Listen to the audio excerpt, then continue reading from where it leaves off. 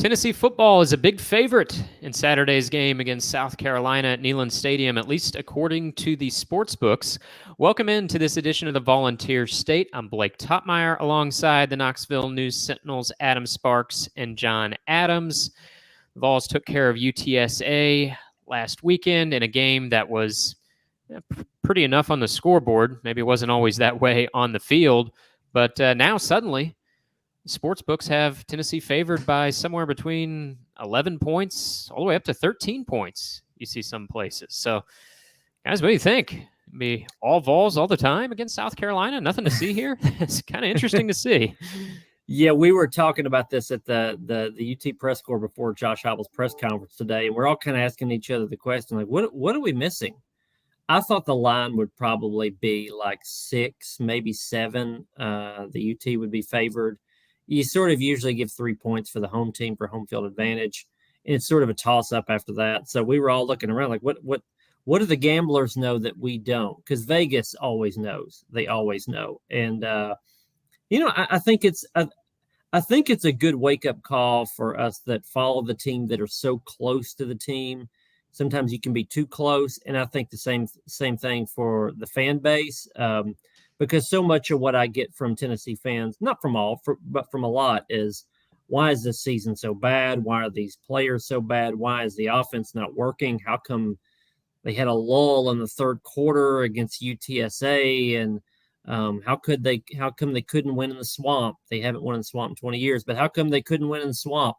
And all these questions. And I think sometimes we can get so close to watching a specific team that we don't realize there are flaws to other teams. And I know we'll go through it, but South Carolina's offensive line has some big questions. You think Tennessee's offensive line has questions? South Carolina does too. South Carolina has pretty big questions on their defense. So all the things that Tennessee fans complain about with their team, South Carolina has right now statistically the worst pass defense in the SEC. Well, that's what Tennessee fans complain about their defense. So we'll see it play out on the field. But Vegas is saying Tennessee's a better team, and they're especially a better team at home. And I think this is kind of good for the fan base for that line to come out. Don't know if it's going to be accurate or not, but it certainly shocked me into maybe rethinking what Tennessee is, because they're 3-1. They haven't been terrible. That we're talking about lulls a lot this season, the lull in the third quarter at UTSA, the lull in the Austin Peay game. Well, to have ebbs, you got to have flows. To have valleys, you got to have peaks. And they've had some peaks, I think, so far in this season, and people are still comparing it to last year, and you just can't do that. Yeah, if you're wondering why the line is that high in Tennessee's favor, check out that North Carolina-South Carolina game in the season opener. I mean, they just, when the ball was snapped, South Carolina's offensive line just opened the gate and pointed to Spencer Rattler, and in came the pass rush. He was running for his life the whole game, and miraculously completed 30 of 39 passes. But South Carolina isn't a good team. Tennessee hasn't played a good team yet, and it won't have played one after Saturday. So it could be 4-1, and we still won't know what how good a team it really is. But as Adam pointed out, South Carolina has a myriad of flaws. Will Rogers, one of the most prolific passers in SEC history, yardage-wise, had a career game throwing against the South Carolina secondary. 480 yards, 487 yards, I think it was. Moved into third place all time in the SEC. But guys were running wide open in South Carolina secondary. It looked like Tennessee last year against most of his opponents, just receivers flying down the field unguarded. So as Adam pointed out, yeah, there are plenty of flaws, not just to Tennessee, but throughout the SEC. Yeah, when it comes to South Carolina, I've made the point recently that, Spencer Rattler's been playing just phenomenally well. He gave South Carolina a chance, at least through one half, against Georgia, and he's really given them a chance in every game this season. Tennessee fans know what Spencer Rattler can do. He kept the Vols out of the playoffs last year. But I wrote recently, it's sort of reminiscent of Jay Cutler, the former Vanderbilt quarterback, being first team All SEC and SEC Offensive Player of the Year in 2005. Vanderbilt that year had a losing season. They were 5-6, and it was just the Jay Cutler show. He was great, first team All SEC quarterback, and his team around him wasn't much support. And that, to me, is kind of the way South Carolina is right now. They might have the best quarterback in the SEC, and yet their team, I think, is going to be left scratching and clawing to try to get to bowl eligibility. So, taking some of the other matchups in this game aside, just what do we think about the head-to-head quarterback situation? Because as good as Hidden and Hooker was throughout the course of last season, Spencer Rattler was the best quarterback on the field on that particular day in Columbia last year. Now he's going up against Joe Milton. Obviously, so much scrutiny on the quarterback scenario at Tennessee. There always is. So what do we think about that head-to-head matchup? Yeah, I mean, it's I think Joe Milton is going to be fine. He's going to be, anywhere from a C+ to a B+. That's mostly what he's been so far. I mean, you can't really point to games and say he's been awful in any of these games. He's been okay to pretty good at times. So I don't think there's that much of a mystery of how Joe Milton's going to be. I think the big mystery is how Tennessee is going to defend Spencer Rattler. Rattler could have a game where he throws for 400 yards and 6 touchdowns like he did last year against Tennessee. That could happen. We know that could happen because it's the same quarterback. It's comparable receivers, not as good of receivers as last year, but comparable receivers, the same offense, and Tennessee has the same secondary. Of the 5 guys that started in that game last year, 4 of them will be in the secondary in this game, probably for the starters. 44 of the players that Tennessee had in that blowout loss to South Carolina last year, 44 of those players are on this team now. So it's you have similar personnel matching up with each other. But we've already mentioned South Carolina's offensive line. I think that's the matchup between Tennessee's front 7, or really front 6, versus South Carolina's pass protection. I think that's going to be the key to whether or not Rattler really gets cooking in this game. Because last year's game, he had time, but then he got out of the pocket and made plays. He had some momentum going. Tennessee could never get to him. If you look at the matchup this year, he's got a true freshman starting at left tackle. They're last in the SEC in rush offense because the offensive line can never quite get going with anything to support him. They've given up the most sacks of any team in the SEC. Now, here's a matchup. South Carolina's given up the most sacks in the SEC. Tennessee has made the most sacks in the SEC. And so, again, Tennessee fans don't necessarily think of this defense that way. This is the best, right now, statistically, the best pass rushing team in the SEC against the team that can't protect its quarterback. And so Tennessee has to get the Rattler. They have to keep him in the pocket. When he gets out on the move, he's very dangerous. They have to get him in 3rd and long situations. That's been a problem for Tennessee all year, and it certainly was in that game last year. I'll be curious to see if they use somebody to spy on Rattler. If that's anybody, it would probably be Aaron Beasley. You've got to have somebody that's athletic. It could maybe be Tamarian McDonald, who plays their star position. But you want that guy in coverage. You want Beasley to be able to run free to the quarterback and not just sort of hovering around him.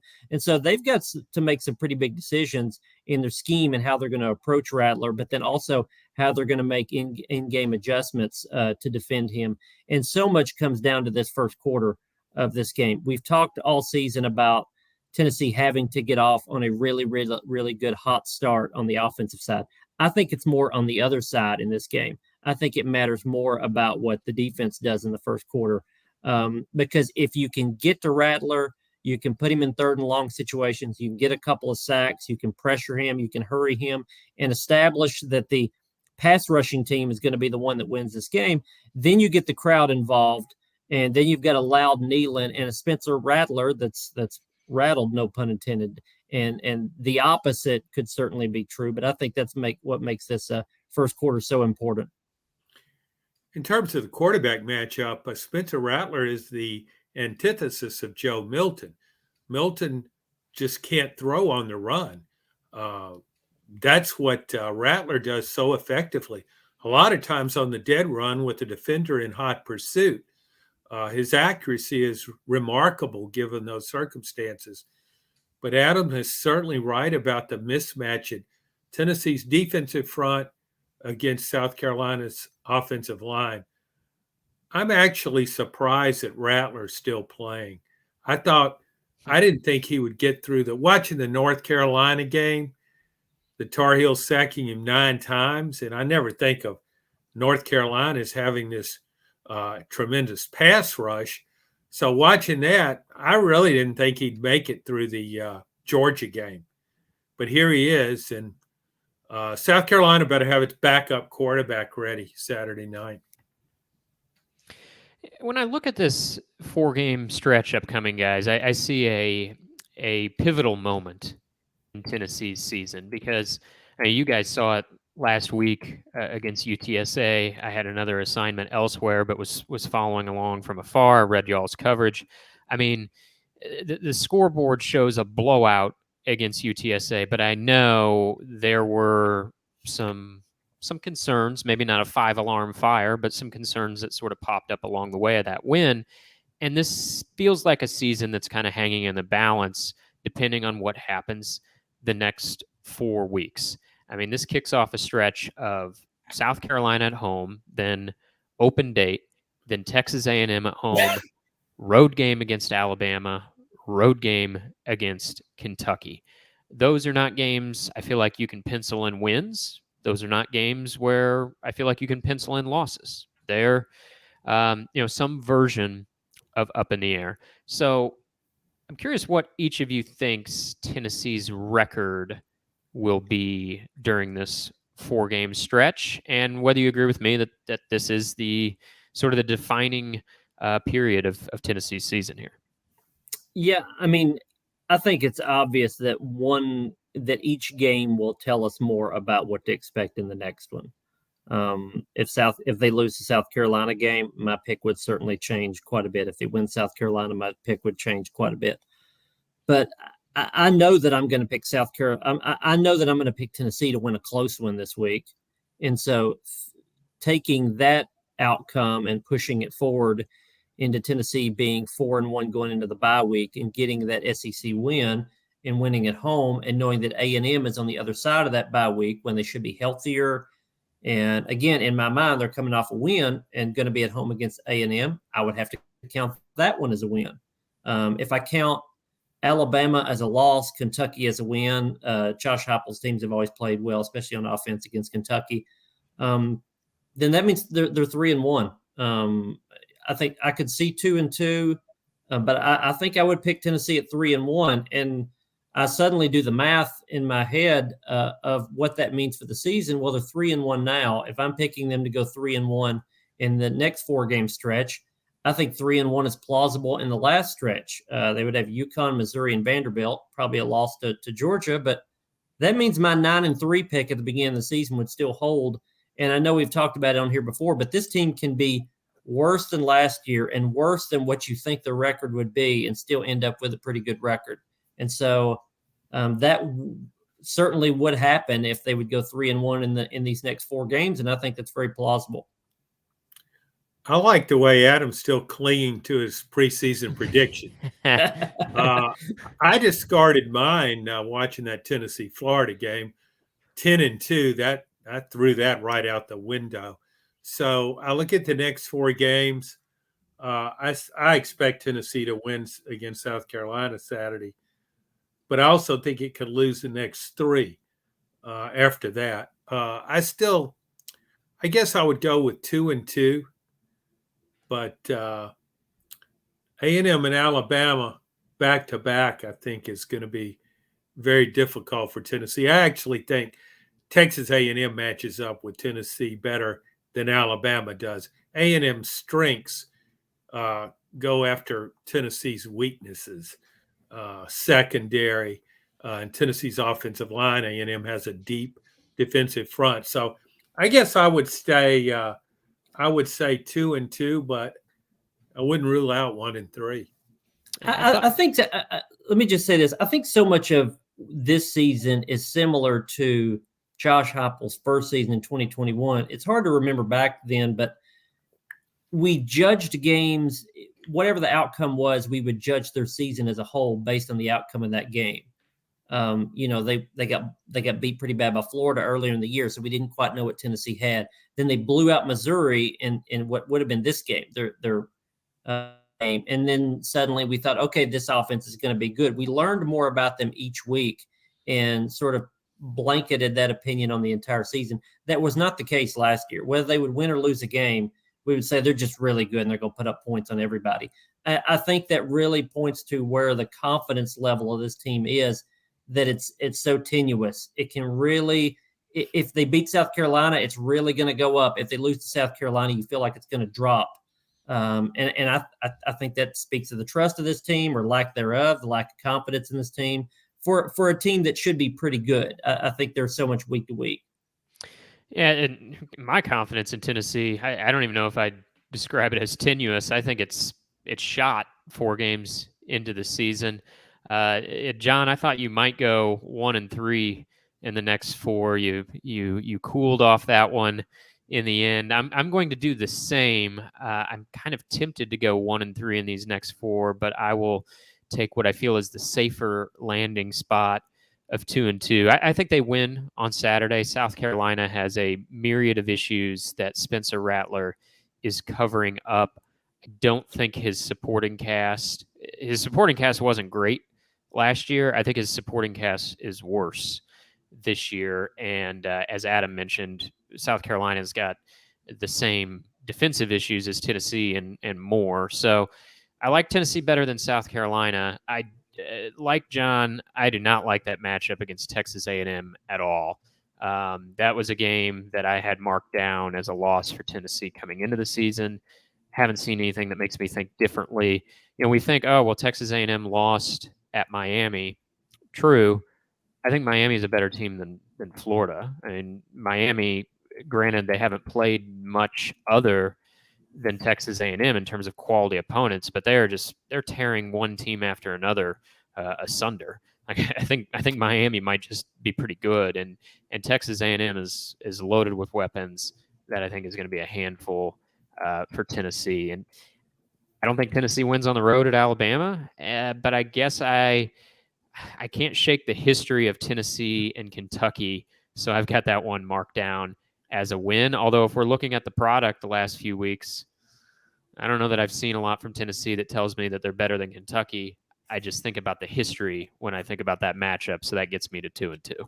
And I think the big asterisk on this is health, and especially at quarterback. Joe Milton went down with a left knee injury in the UTSA game. Asked Josh Heupel at the press conference about it.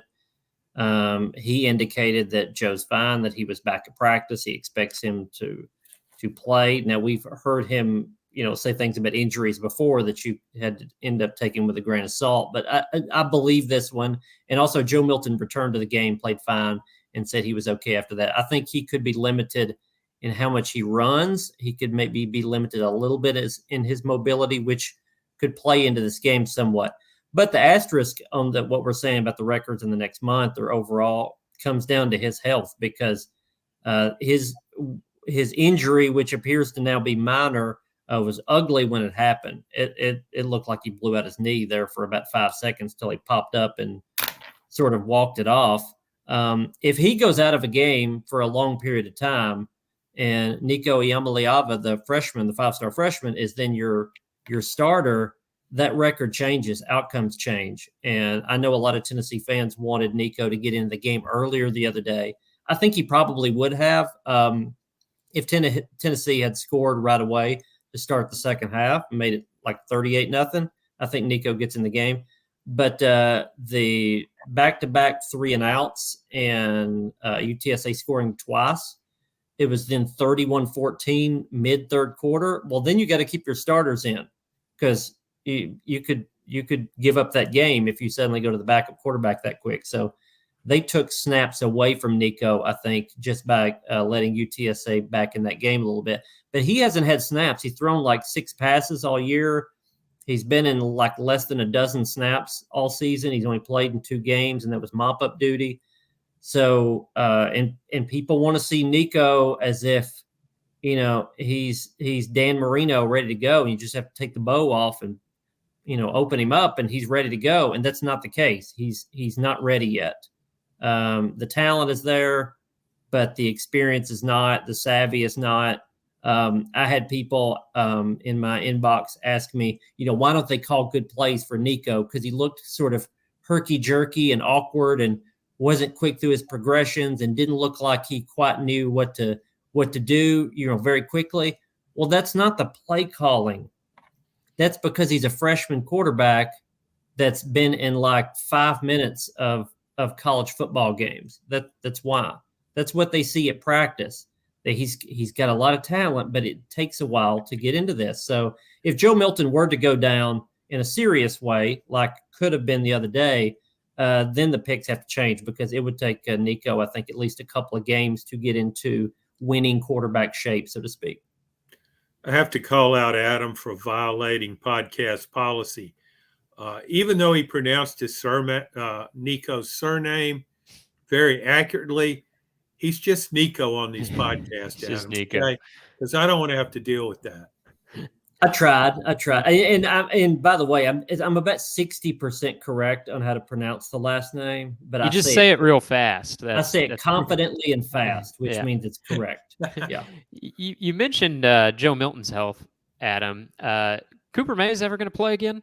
I mean, this is like a never-ending situation. I thought Heupel's quote, which I read from your reporting, Adam, after Saturday's game was interesting. The quote was, "We'll see. He didn't feel like he was ready for this one.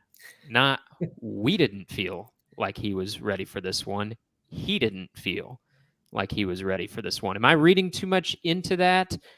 Is this just a case of slip of the tongue semantics? Because to me, that was an interesting way to phrase Cooper Mays continuing to not play.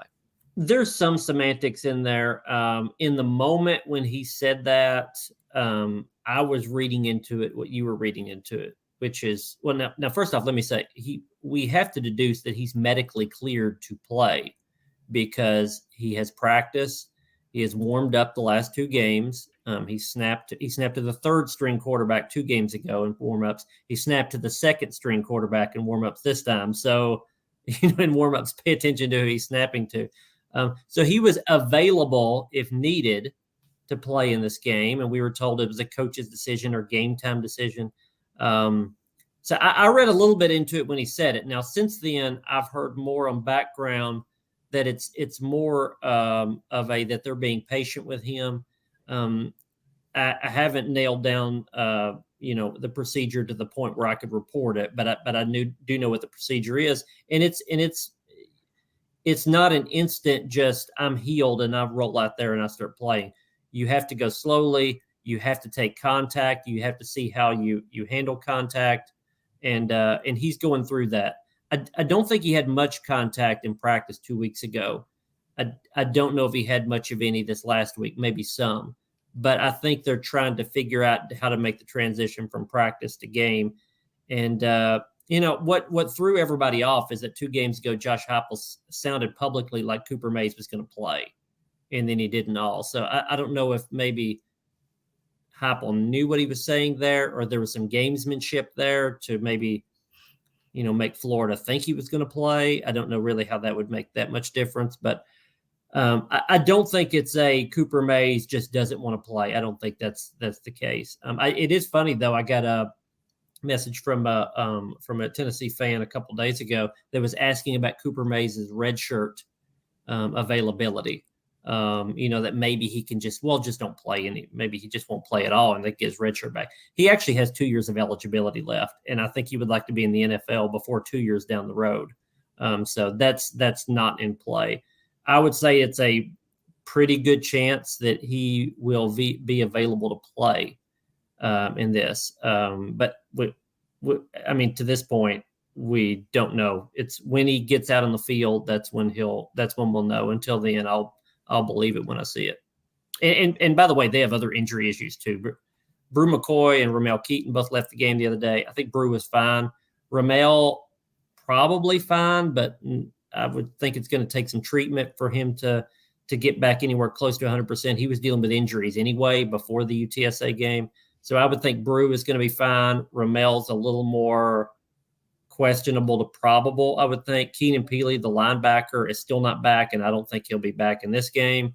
Jalen Wright looked woozy coming off the field the other day. Don't know if that's a concussion or just or just looked like one. So Dylan Sampson may get some more time, and he quite frankly earned it as how he played the other day with 139 rushing yards. But they're beat up. They've got other issues on the offensive line, other injuries. And so this bye week, they really, really, really need. It just would feel a lot better in the bye week if they were coming off a win. If you've gone this far without Cooper Mays, I see no point in playing him against South Carolina. And that's because I think Tennessee can beat South Carolina without him. So then you have 2 weeks. He'll have an open date. So then you don't have to play him. To when the schedule really thickens and you got to go against Texas A&M, I would want Cooper Mays in that game to go against A&M's defensive front. So just keep him on the sideline again this week, and hopefully he's fully healed and ready to go against the Aggies. And I do think it's sort of a quirky situation too, because I think I was told even if he had played against UTSA, he was not going to start. So then you're thinking you're not going to need him because the game's not going to be close. It's not going to be as needed. So then you would be putting him in just to get some reps because it's a blowout. So I think that this South Carolina game, if he were to play, it would be in a backup role. I don't think this is going to be a blowout either way. So you would have to have problems on the offensive line that you would think only a rusty Cooper Mays could come in and solve. So maybe that increases the chances that he just doesn't play unless you have an injury up there. Because I don't think it's going to be just a flip of the switch and you're suddenly just going to have Cooper Mays out there. I think they're going to go with Ollie Lane as long as they can. This matchup against South Carolina is pretty interesting because, as Adam mentioned earlier, some of the things that Tennessee is dealing with, offensive line, pass coverage, this type of stuff, South Carolina's dealing with as well. And maybe I don't know. I guess I don't mean to be pessimistic here. Maybe it comes across that way. But 4 games into the season, I'm wondering what you guys see is the biggest issue facing Tennessee going forward. Maybe not necessarily like Saturday, like Spencer Rattler could be the biggest issue facing Tennessee on Saturday. But, long term, from what you've seen through 4 games, what's the biggest issue facing Tennessee? Is the passing game a weapon or a weakness? I think that's what it is to me. Passing game has been okay. Joe Milton has been okay. But that in the past, the last 2 seasons under Josh Heupel, that has been a weapon. When you go to it, you say the opponent can't stop this. This is going to score. This is what we've been waiting to set up. Now, when you go to the passing game, it seems like it's a drag on the offense. I mean, Tennessee's leading the SEC right now in rushing, but they're not using that as much that they set up plays. They're not hitting enough of them. And so it's a weird situation because when deep balls get open, the past 2 years, it's been like, hey, look, they're about to score a touchdown. Now when a deep ball gets open, I think the fan base more holds their breath. Like, man, I hope this works. And that's just a really different feeling. That's the difference that's the question, at least, of whether the passing game is a weapon or a weakness. And that's not all on Joe Milton. A percentage of that is on Joe Milton. A percentage of that is on receivers. There weren't as many drops in the UTSA game the other day, but there were balls that hit the hands of receivers that should have been caught, deep balls. I remember one where a receiver sort of quit running. And had he run through, he would have caught a deep ball for a touchdown. Joe Milton missed a couple of obvious ones that would have gone probably for touchdowns. There's one specifically I'm thinking of where I think a lot of the fan base pointed, at least on Twitter, pointed to Joe Milton as, hey, he really missed that throw. It was the Caleb Webb deep route on the sideline. If you look back at the film of it, there was a miscommunication in protection. He got bumped. And so you can look closely at plays like that and say the pass protection is missing, the communication is missing, the throws are missing, the catches are missing. And you put all that together, and it just makes the passing game a big question mark. And it shouldn't be. It should be what the opponents absolutely fear, and that's not where they're at right now. Yeah, I think when you look at a Josh Heupel offense, you envision receivers running open, maybe two on the same play in the secondary. That's what we saw repeatedly last season. We're not seeing that this year. Part of that is Milton. Part of it might be the receivers. I thought they would be better than they are. But to me, the biggest issue is secondary, pass defense. Tennessee doesn't have a mediocre secondary. It has a really bad secondary. It was bad last year. It's bad this year. Same guys, same results. It's an Achilles heel. And it's fortunate, Tennessee is, that it hasn't really faced a top-level passer. It'll face one Saturday, but as we pointed out, Spencer Rattler's a one-man guy. He has no help. So you'll have to get it later into the season before Tennessee faces a passer, I think, that really can exploit its weaknesses. But it's just overall bad. It's not just coverage. It's tackling, too. And eventually somebody's going to capitalize on that. A third-string quarterback did it to some degree in the UTSA game. Owen McCowan completed 10 straight passes against that secondary. That tells you something right there. Yeah, it is an interesting debate, guys, of whether it's the secondary, or I think Adam makes fair points as well about that passing game, which was able to cover up last year for some of the defensive efficiencies. Maybe it's not there. So it's kind of a chicken and the egg type of debate. Really, the reality is those are two issues facing Tennessee. As we said, South Carolina, a flawed team of its own. This is a game Tennessee really, really needs, particularly with what lie ahead. Adam will have all the coverage over at knoxnews.com.